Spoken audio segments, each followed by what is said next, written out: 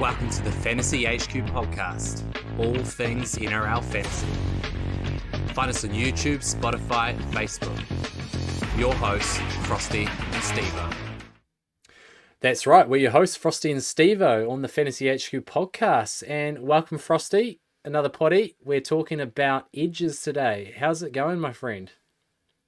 Yeah, no, good. Thank you, Steve. Looking forward to this one because I think Edge is one of those interesting ones this year where I'm not expecting many teams to have out-and-out guns because there's plenty of other wee options. So looking forward to this one.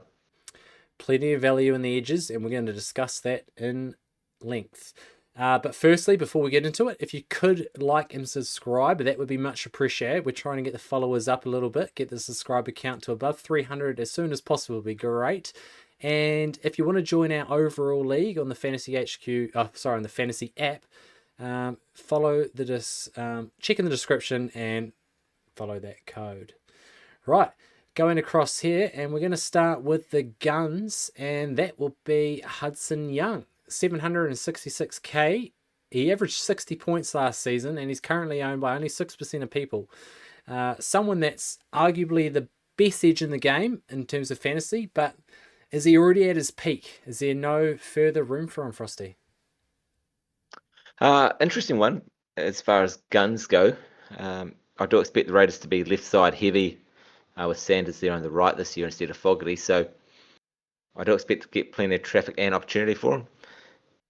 And he's sort of free range, isn't he? So the attacking stats will come again. But yeah, like I said before, I don't think there's any need early on in the season right from round one. Just not enough value there to be putting 766k away at an edge, which was a high try scoring per game. So I think it was like nearly a try per game that he was sort of scoring, which is unreal, but can he keep that up? Not sure. Next up, we have a Bulldog, Jacob Preston, 720k, 56.6 average points last season, and currently only 4% owned. Someone you're considering, Frosty? Would be if the Dogs didn't have a round two bye. So if he was if the Dogs were one of those teams this year that didn't have a bye until round 12, got right to the Origin period, probably would be someone I consider honestly. But yeah, that round two bye hurts. So unfortunately, won't be looking at Preston to start the season. I'll just really touch on KPP, and we talked about him yesterday as sort of that high-priced gun options, and he averaged 54.6 last season, but there is chat that he could get more ball this year and more attacking, and Benji wants him to throw the offloads, wants him to be that threat for the team, and if that is the case, there is potential that he could be that sort of uptick and get closer to that 60 points per game. And if that's the case, he'd be someone that's devastating to have in your team. But round one bye, and we just haven't seen it yet. It's someone I'm not willing to put my money on straight away. Also, we'll just quickly fly over Toby Couchman. We've talked to him at large in the mid options. He also covers edge though, so he is that dual, and some people may look to start with him as a starting edge, but I think there's enough options that we're going to discuss today that you don't need to be taking him as a starting edge. But fantastic that he has the dual. Moving on to Agnes Crichton, 638k, averaged 50 last season, has pedigree of averaging more, currently only 5.3%. Someone that you might consider for your round one team, Frosty? Along with DC next to him? Yeah, old Angus Crichton. Sorry. Happens to the best of us. Happens to the best of us. No, I do like him. And out of the gun back rows, if I was to go with one to start the season, he would honestly be it. I think there's uptick there outside DC. He's just world class. Roosters are star-studded. They will be on the front foot. And the large majority of their games, you'd like to think. See, I think there is 4 to 5, maybe 7 points value right at the top end. But yeah, I'm just weighing up personally, and coaches need to do the same. Is edge a spot this year where you need a gun? Most years it is. But yeah, guy we're probably about to talk about, and Dave Fafita, he's going to be the anchor for most coaches, and it sort of frees up with a whole lot of cheapies elsewhere. So it is interesting, one for coaches to think about carefully. Yeah, Crichton he's on my radar. Someone I enjoy watching, and I think with DCE next to him, it could give him that uptick that we just talked about, and serious consideration for me. Yeah. Also in consideration for me is my own Panthers. One of my favourites, Kiwi lad, ex-Warrior, Isaiah Papali'i. He is 607k. He has that mid-edge duel as well. We're talking about him as an edge because that's where he'll be playing this season for the Panthers. He averaged 47 last year. He's owned by just under 6%, but there is talk that he's going to be playing a lot more minutes this year. And if he's playing anywhere near that 80 for the Panthers, he could be back to Papali'i of old. And that was around 800k. That it was, and I think he was much like Stefano was at the Storm last year. Both new clubs started very slow, successful clubs and systems, and you sort of got to earn your stripes. And although they come with big names, it didn't really mean much to the Panthers or the Storm. A season under Cleary, hopefully the trust has been built and established. Because yeah, the likes of Sorensen and Gardner still floating around worries me, but gee, this guy's got to be getting back to an 80-minute edge at some point soon, surely. I think if the Panthers want to hit their ceiling, they need big minutes out of Papali'i. And I see no reason he can't. You've mentioned him. I think we can quickly go over him. David Fafita, 500k, 48% owned. Get him in your team. Yeah, 100%. Could be anything. If he goes off for a 60 average, you don't want to be missing it. Halasima, fan favourite for the Warriors. He has missed out on a starting spot in the last trial. Still nearly 15% owned, 39, and the upside and the ceiling for this guy is through the roof. But is he too expensive to take as a potential bench option to start the season? Yeah, he's looking to miss out a game, which is a slight head scratcher. And we do need to see if this same team list is going to be rolled out round one, because Jacob Laban has been trusted with the second edge spot alongside Kurt Capewell. And so I think, how this team's looking, all the edge options stay away from right now. Capewell, Laban, Halasima, and then Morgan Gannon, who's come over from England.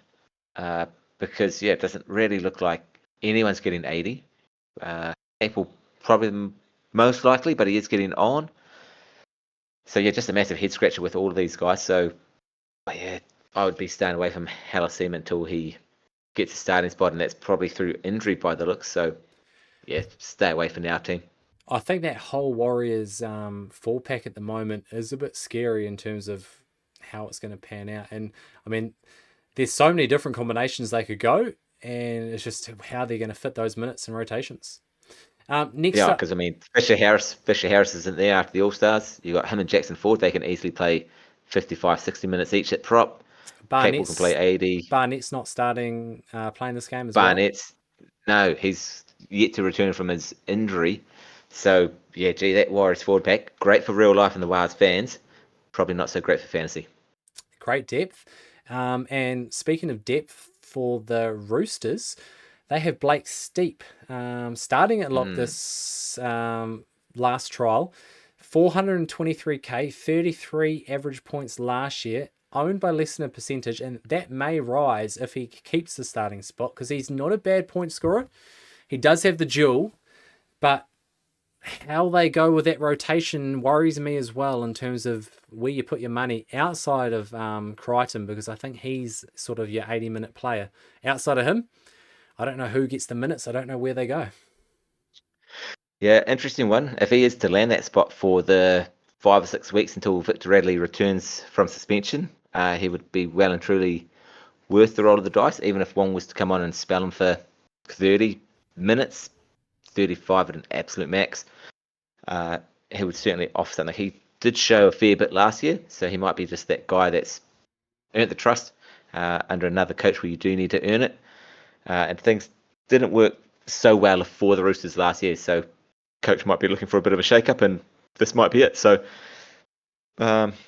dangerous with the likes of the Robson and Connor Watson and what that makeup looks like.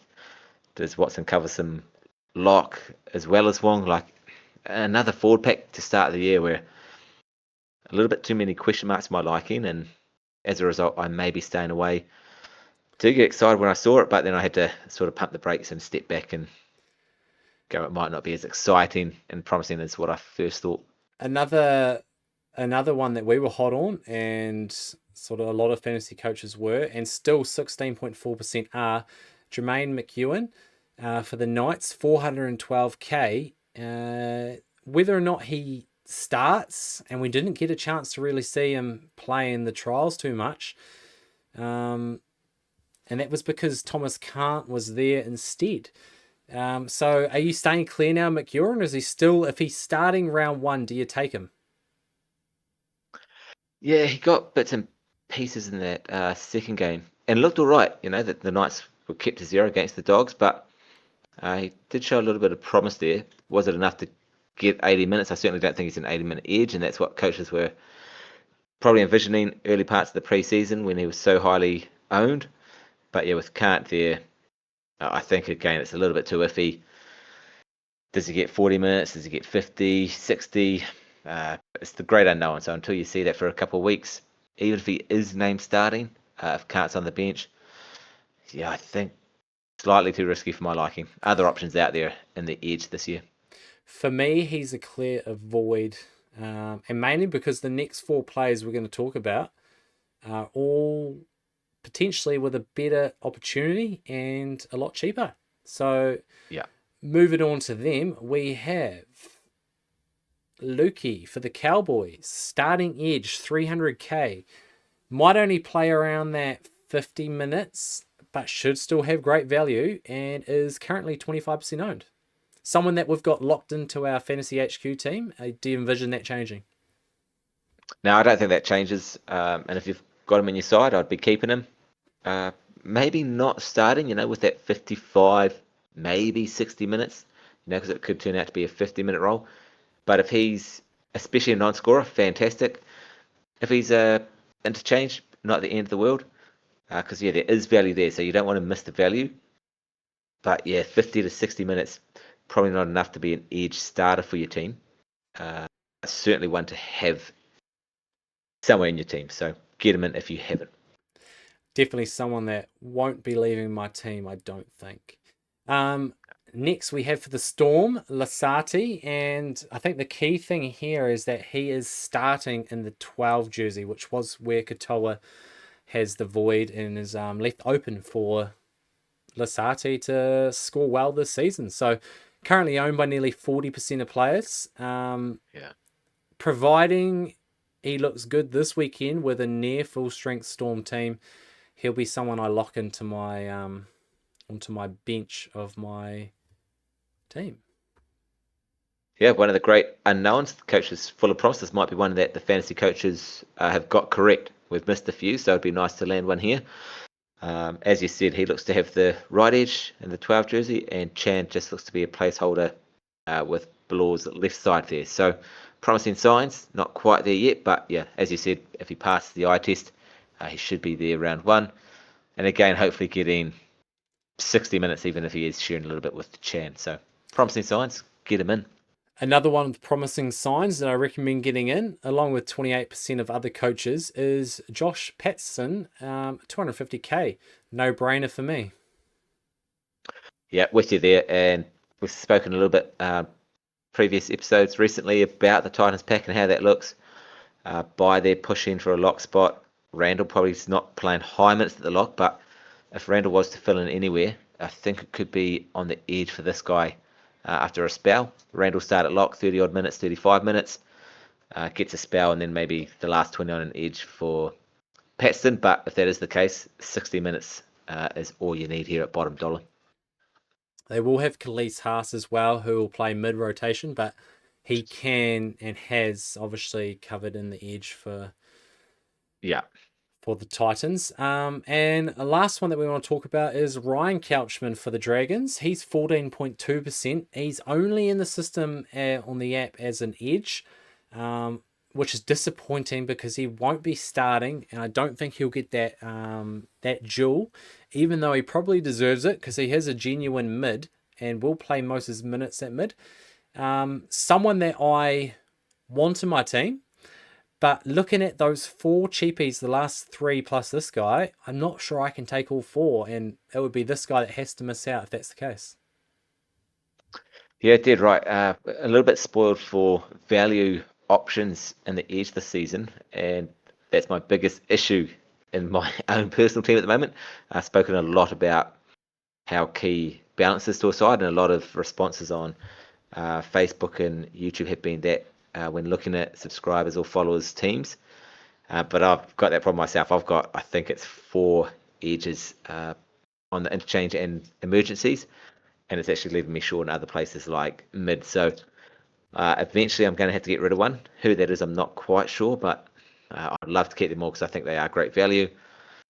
Just hope that the one I leave out is the worst of the bunch. So yeah, good problem to have, but a problem nonetheless. Good problem to have. Lots of cheapies, lots of value. So yeah, picking the right one's crucial. And I love it. If anyone that's listened this far can let us know who your cheapie out of those last 4 players or any other cheapie under 300k in the edge position will score the most points this season.